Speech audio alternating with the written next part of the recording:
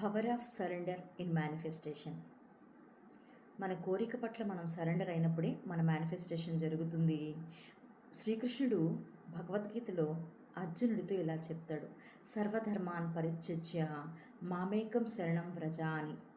అంటే నీ కర్తవ్యాన్ని నువ్వు నిర్వర్తించు, ఫలితాన్ని భగవంతునికి విడిచిపెట్టు.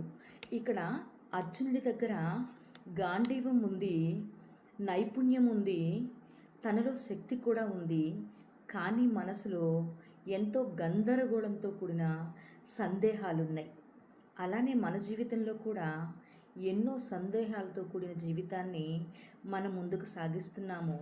ఇక్కడ శరణాగతి అంటే ఒక కోరిక కోరుకోవడం కాదు అని కాదు. ఇక్కడ కోరిక కోరుకోవడం తప్పు కాదు, కోరికని కోరుకోవాలి.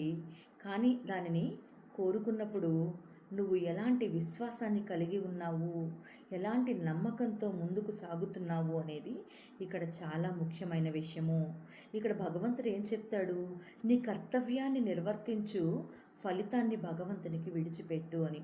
అలాగే మన కోరిక పట్ల అర్జునుల్లో ఎలా సందేహాలు ఉన్నాయో, మనం ఒక కోరిక కోరుకున్నప్పుడు ఆ కోరిక పట్ల ఇప్పుడు ఎలా జరుగుతుంది, ఎవరి ద్వారా నా కోరిక తీరుతుంది, అసలు జరుగుతుందా లేదా, దీనికి నేను అర్హత ఉన్నానా లేదా, ఇవన్నీ కూడా మీ సందేహాలు మీ లోపల జరుగుతూనే ఉంటాయి ఆన్గోయింగ్. అందుకే మీ మేనిఫెస్టేషన్ అనేది ఆగిపోతుంది.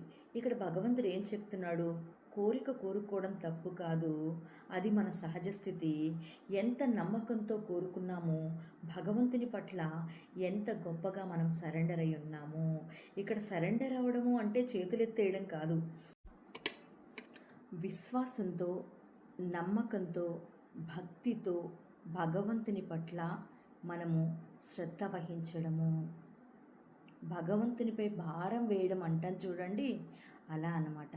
ఇక్కడ intention is yours, action is yours, faith is yours, but timing is God's.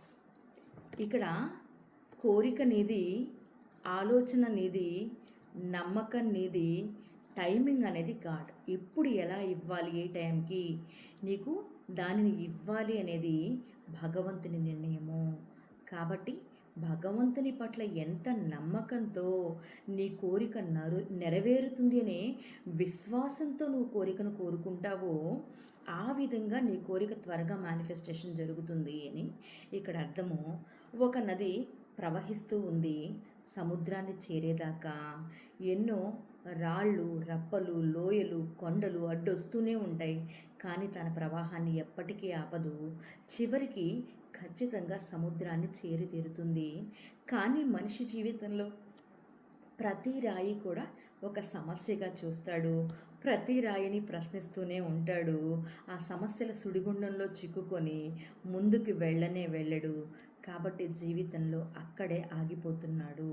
నీ సమస్యల్ని విడిచిపెట్టి నీ కర్తవ్యాన్ని నువ్వు గుర్తించి ముందుకు వెళ్ళినప్పుడే నీ జీవితానికి అర్థము, పరమార్థము కూడా. అదే మన మేనిఫెస్టేషన్లో భాగము.